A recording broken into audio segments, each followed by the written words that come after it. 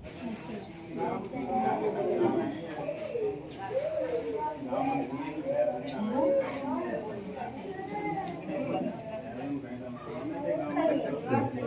होता है, यहाँ आपके गांव में आज तक कभी कोई पहुंचा है? आती है पार्टियां आपके बीच में? आती है? महिलाओं से पूछना चाहूंगी मैं, नहीं आती, क्योंकि आपकी यहाँ की सड़कें देख के पता चलता है कि यहाँ कोई आता ही नहीं है। अगर यहाँ कोई आता है तो वह सड़कों की हालत नहीं होती। आप हर बार जब भी चुनाव होते हैं वोट डालने जाते हैं, किसको वोट देते हैं? जिसको बाकी आपके घर के लोग कहते हैं, मतलब मर्द जो कहते हैं वो आप करते हैं, या गांव की जो पंचायत होती है वो कहते हैं, वो करते हैं। लेकिन वो करने के बाद भी अगर आपके गांव में सड़कें नहीं आ रही, आज ये हालात है, बिजली नहीं आ रही, शहरों में तो बिजली नहीं जाती है। जो शहर में रहते हैं, या फिर हम जयपुर की बात करें, राजस्थान की बात करते हैं, बाकी शहरों की तो छोड़ ही देते हैं, ठीक है। तो जब सब जगह वो लोग भी वोट डालते हैं, उनके भी वही अधिकार है जो बाबा साहब ने उनको दिए, वही अधिकार आपको मिले हुए हैं। तो जब अधिकार आपको सारे मिले हैं तो सारी सुविधाएं आपको क्यों नहीं मिलती है? अभी सोचा है आप लोगों ने इस बारे में? नहीं। तो ये सोचने का काम कौन करेगा? देखिए, घर जिस तरीके से बैलगाड़ी 2 पहियों से चलती है, अगर एक पहिया उसका छोटा या बड़ा कर दिया जाए तो बैलगाड़ी ढंग से नहीं चल पाएगी, गिर जाएगी। उसी तरीके से एक परिवार जब तक महिलाएं और पुरुष दोनों का सहमति से नहीं चलेगा, वो परिवार अच्छे से संपन्न नहीं हो सकता, आगे उन्नति नहीं कर सकता। तो महिलाओं की भी उतनी ही भागीदारी है। सरकार भी यही कह रही है, जो आपको रिजर्वेशन मिलने वाला है, आगे पार्लियामेंट में भी मिलेगा, चुनाव जो आपकी सीटें आती है महिलाओं को उतना ही 33% रिजर्वेशन मिलने वाला है। और आपकी भागीदारी, रिजर्वेशन मिले या ना मिले अलग बात है, लेकिन आपकी भागीदारी 50% की है। 50% अगर हमारे मर्द है, मतलब भारत की बात करें तो महिलाओं को भी 50% है। तो आपको जब अधिकार पूरा मिला हुआ है तो वोट देने का अधिकार आपका है, बच्चों के भविष्य के बारे में सोचने का काम आपका है। तो जब वोट देने की बारी आती है तो आप लोग अपनी बुद्धि का इस्तेमाल क्यों नहीं करते? जब आप देख रहे हैं कि आपकी पीढ़ी दर पीढ़ी जो भी सरकारें यहाँ आ रही है, चाहे वो बीजेपी सरकार हो चाहे कांग्रेस, क्योंकि राजस्थान में 2 ही सरकारें अभी तक आप लोगों ने बनाई है, या तो बीजेपी की बनाते हैं या कांग्रेस की। इस बार बीजेपी बन गई, अगली बार कांग्रेस बनाएंगे, यही करते आए हैं 70 साल से आप लोग। तो कब इसको बदलोगे? जब आपकी जिंदगी में कोई बदलाव नहीं आ रहा, आपके बच्चों के लिए कोई बदलाव नहीं कर रहा कोई सरकार, तो आप बदलाव क्यों नहीं कोशिश करते बदलाव लाने की? जबकि आपको पता है कि तीसरी मुख्य राष्ट्रीय पार्टी बहुजन समाज पार्टी है और कई सालों से राजस्थान में काम कर रही है बहुजन समाज पार्टी। तो आप लोग क्यों कोशिश नहीं करते कि बहुजन समाज पार्टी, जिसकी राष्ट्रीय अध्यक्ष एक महिला है, जब आप जानते हैं एक महिला देश चलाएगी तो कितना अच्छा चला सकती है, क्योंकि उन्होंने रोड चला के दिखाया है यूपी में, उत्तर प्रदेश में। तो आप लोग जब तक कोशिश नहीं करेंगे कि बहुजन समाज पार्टी यहाँ पर आए, तब तक आपकी सड़कें इसी तरीके से रहेंगी, बिजली का यही हाल रहेगा, बच्चों के स्कूल का वही हाल रहेगा, और जो स्वास्थ्य केंद्र यहाँ के, उनका हाल भी आप बखूबी जानते हैं। तो करने आपके हाथ में है ना, वोट डालना आपके हाथ में। कोई आपके हाथ पकड़ के तो वोट डलवाता नहीं है। अगर ऐसा भी करता है तो बताइए, नहीं करता ना। वोट डालने तो आप अलग से एक बॉक्स बनाया, उसी में डाल के आती है। तो जब आपको बोला जाता है कि बहुजन समाज पार्टी, आज मैं तो आपकी बीच में पहली बार ही आई हूँ, लेकिन आगे भी आना मेरा होता रहेगा। बहन जी ने मुझे जिम्मेदारी दी है कि मैं अपने पूरे समाज को जगाऊं, राजस्थान में हर जगह जा के लोगों को, महिलाओं को खास कर, क्योंकि मैं महिला हूँ तो मैं चाहती हूँ कि महिलाएं मेरे साथ जुड़े, और जब तक महिलाएं नहीं जुड़ेंगी, बहुजन समाज की सरकार राजस्थान में बनना बहुत मुश्किल है। जिस दिन आपने ठान लिया कि बहुजन समाज पार्टी की सरकार राजस्थान में बनानी है, हमारा मुख्यमंत्री यहाँ देना है, तभी आपके काम होंगे। क्योंकि भाई जिस देश में जैसा राजा होगी वैसा प्रजा होगी। राजा अगर हमारा होगा तो किसके लिए काम करेगा? हमारे लिए काम करेगा ना। जब राजा हमारा है ही नहीं तो हमारे लिए काम क्या करेगा? वो तो हमारा वोट लेके अपना काम करेगा। आप लोगों को तो हमें बहुजन समाज जो दलित लोग हैं उनके साथ क्या किया जाता है? कुछ पैसों में उनको खरीद लिया जाता है, कुछ अनाज में खरीद लिया जाता है, कुछ बहुआ और ये देके खरीद लिया जाता है। तो ये कितने दिन चलेगा? हर जगह यही हो रहा है, राजस्थान में, पूरे भारतवर्ष में यही हो रहा है। लेकिन मैं राजस्थान की बात करूंगी क्योंकि मैं राजस्थान की बेटी हूँ। तो जब राजस्थान की अगर हम बात करते हैं, जब तक हम महिलाएं नहीं बदलेगी, महिलाएं ये मन नहीं बना लेंगी कि चाहे हमारा मर्द जाके किसी भी पार्टी को देके आए अपना वोट, जो बहुमूल्य वोट बाबा साहब ने देने की आपको एक स्वतंत्रता दी है, अगर उसका सही उपयोग आपके मर्द नहीं कर रहे तो आपको ये बीड़ा उठाना पड़ेगा कि महिलाएं अब अपनी हक की लड़ाई लड़ेंगी और अपने बच्चों के भविष्य के बारे में सोचते हुए अपना जो वोट है वो बहुजन समाज पार्टी में डालेंगे। और जिस दिन आपने ऐसा करना शुरू कर दिया, आप देखिएगा कि आपके मर्द भी आपके पीछे पीछे आएंगे, क्योंकि घर परिवार साथ चलने से चलता है।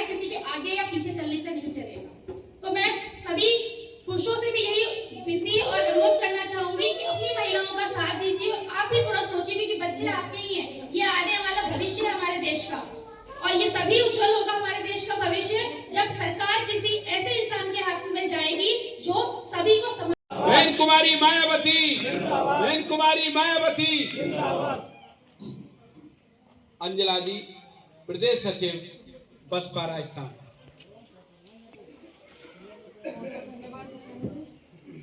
अपनी बात यहाँ शुरू करने से पहले मैं बहुजन समाज में जन्मे सभी महापुरुष संतों को नमन करती हूँ। हमारे भारत देश के संविधान निर्माता डॉक्टर बाबा साहब अम्बेडकर जी को अपना प्रेरणा स्रोत मानते हुए उनके चरणों में भी मैं अपना श्रद्धा सुमन अर्पित करते हुए और उन्हीं की विचारधारा को फैलाने का काम करने वाले और बहुजनों के बीच में जाने वाले लोगों को समझाने और जागरूक करने का काम करने वाले हमारे मान्यवर काशीराम साहब, जिन्होंने बहुजन समाज पार्टी का गठन किया, BS रोल बनाई, बामसेट बनाया, उनके चरणों में भी अपनी श्रद्धा सुमन अर्पित करते हुए और उन्हीं का साथ देते हुए बहुजन समाज पार्टी को आज इस मुकाम पे लाने वाली हमारी बहन कुमारी मायावती जी, उनको अपना आदर्श नेता मानते हुए और हमारे साथ यहाँ चल के आए हमारे मुख्य अतिथि हमारे प्रदेश के प्रभारी हरि सिंह टकुरिया जी, हमारे प्रदेश अध्यक्ष हमारे जिलाध्यक्ष भूचंद विजयरा जी, उपाध्यक्ष सरजीत खान जी, सरकार जी और जितने मंच पे यहाँ मंचशील लोग हैं सभी को, और जितने भी मेरे सामने बैठे बड़े बुजुर्ग हैं, महिलाएं हैं, माताएं, बहनें हैं, बच्चे हैं, नौजवान हैं, सभी को मेरा जय भीम, नमस्कार। आज आपके बीच में आने का कारण यहाँ हर 5 साल में पंचायत चुनाव होते हैं, विधानसभा चुनाव होते हैं, लोकसभा चुनाव होते हैं। हर 5 साल में सरकारें बदलती हैं, लेकिन सरकार तो बदल जाती है, लेकिन आप लोगों के गांव में और आप लोगों के जीवन शैली में कोई ज़्यादा बदलाव नहीं आता। जो बच्चे स्कूलों में जा रहे हैं वही सरकारी स्कूल में जा रहे हैं। कोई ऐसा नहीं कि कोई बहुत बड़ा, अगर 70 साल का हम अगर इतिहास उठा के देखें, जब से हमारा देश आज़ाद हुआ 70 साल से ज़्यादा हो गए हैं, तो उसके बाद जो उन्नति और जो बदलाव आना चाहिए था गांव में, मुझे नहीं लगता, क्योंकि हर गांव में राजस्थान में मैं काम कर रही हूँ। बहन जी का बहुत बहुत मैं शुक्रिया अदा करूँ, इतना कम है कि उन्होंने मुझे मौका दिया कि पढ़ाई लिखाई करने के बाद मुझे अपने समाज के लिए कुछ काम करने का मौका मिला है, तो उनकी मैं तहे दिल से शुक्रगुजार रहूँगी। और मैंने सभी गाँव में जाके देखा, राजस्थान के अगर भरतपुर की बात करी जाए, क्योंकि मैंने भरतपुर से लोकसभा चुनाव लड़ा है 2024 में, तो मैंने काफ़ी गांव देखे हैं। लेकिन हमारे समाज की अगर मैं बात करूं, जहां बहुजन समाज के लोग रहते हैं, कुछ समाजों को, शहरों को छोड़ दिया जाए, तो वहां पर सबकी स्थिति यही है। सड़कों की भी यही स्थिति है, स्कूलों की यही स्थिति है, पानी अभी भी नहीं आ रहा है, बिजली अभी भी नहीं आ रही है, स्कूलों में वो सुविधाएं नहीं मिल रही जो शहरों में बच्चों को मिला करती हैं। अभी भी बच्चों को शहर अच्छी पढ़ाई के लिए, उच्च शिक्षा के लिए बाहर जाना पड़ता है। गाँव में वो फैसिलिटी नहीं है, ना ही स्वास्थ्य की वो फैसिलिटी है। अगर यहाँ पर कोई बीमार हो जाए तो प्राथमिक चिकित्सा तो जरूर मिल जाती है, उसके प्राथमिक उपचार उसका हो जाता है, लेकिन अगर कोई बीमारी या कुछ होता है तो अभी भी उसे शहरों में जाना पड़ता है, भरतपुर जाते हैं, जयपुर जाते हैं, ये सब चीज आपको पता है। अगर सरकारें इतना ही काम कर रही होती, कोई भी सरकार हो, अभी तक जो राजस्थान में सरकार बनी है वो या तो बीजेपी सरकार बनी है या कांग्रेस सरकार बनी है, और किसकी वजह से बनी है? आप लोगों के वोट की वजह से बनी है, किसी और को तो आपने मौका दिया ही नहीं। हमारे भारत की 3 राष्ट्रीय बड़ी पार्टियां, जिनको मैं कहूँ 6 राष्ट्रीय पार्टियां हैं, बट 3 जो बड़ी पार्टियां हैं उसमें पहले अगर बीजेपी आती है, दूसरे नंबर पे अगर आप कांग्रेस को समझते हैं, तो तीसरे नंबर की बड़ी पार्टी है हमारी बहुजन समाज पार्टी, जिसको बनाने के लिए हमारे मान्यवर साहब और बहन जी ने अपनी पूरी जिंदगी लगा दी। कोई सुख सुविधाएं नहीं उन्होंने ली। आप लोगों को जागरूक करने के लिए वो गाँव गए, ढाई जाके लोगों को समझाने का काम किया, और उसका नतीजा ये निकला कि 4 बार बहन जी ने उत्तर प्रदेश में सरकार बना ली। राजस्थान में भी मूवमेंट चले, काम चला, बहुजन समाज पार्टी की संगठन यहाँ बने, लेकिन बावजूद इतने साल निकल गए, 70-75 साल हो गए, लेकिन यहाँ बहुजन समाज पार्टी की सरकार बनने का नाम निशान तो दूर की बात है। लोग बाबा साहब, मैं अपने समाज की बात करूंगी पहले, बाकी समाज को तो हम बाद में जोड़ेंगे, पहले अपने समाज को समझाने की जरूरत है। हम बाबा बाबा साहब की जयंती 14 अप्रैल अभी मनाई थी कुछ समय पहले आपने, और इतनी भीड़, इतनी रैलियां आप निकालते हैं, बाबा साहब के नारे लगाते हैं, पूरा मतलब भरतपुर नीला कर देते हैं, पूरा राजस्थान नीला कर देते हैं, पूरा भारत नीला होता है उस समय। इस बार तो ये होड़ थी कि बीजेपी और कांग्रेस भी पीछे नहीं रही। उन्होंने देखा क्यों ऐसा हुआ, कहीं ना कहीं तो डर गए ना कि शायद बहुजन समाज जागरूक हो चुका है, बाबा साहब को सब मानने लग गए, सब समझने लग गए। अगर उन्होंने वोट देना भी बाबा साहब की पार्टी को शुरू कर दिया, क्योंकि बहुजन समाज पार्टी है, बहुजन समाज पार्टी बाबा साहब की विचारधारा पे चलती है। अगर आप लोग इतने जागरूक हो गए हैं तो इसका मतलब तो सत्ता आपके पास चली जाएगी। बाकी पार्टियां डर गई, तो डर के कारण उन्होंने क्या किया, मान्यवर काशीराम साहब और बहन जी के अलावा गरीबों की चिंता किसी ने नहीं की आज तक। अगर वो भी नहीं करते तो शायद जो आज मैं आपके सामने खड़े होकर बोल रही हूँ ना, वो भी नहीं बोल पाती। हमारे शरीर पे जो अच्छे कपड़े हैं, अच्छा भोजन है थाली में, वो भी नहीं होता। क्योंकि आज से 50-70 साल पहले जो स्थिति थी बहुजन समाज की, वो आप लोगों से कोई छुपी हुई नहीं है। आप सब जानते हैं हमारे पूर्वजों ने क्या किया है और क्या झेला है। अगर आप चाहते हैं कि हमारे बच्चे फिर से उसी गर्त में ना पहुंच जाएं और हमारा बच्चों का भविष्य वापस से उस अंधकार में ना चला जाए, तो अब ये समय आ चुका है कि आपको सोचने की जरूरत है कि अब सरकार किसके हाथ में होगी। क्योंकि जिसके पास सरकार होगी उसी का शासन चलेगा।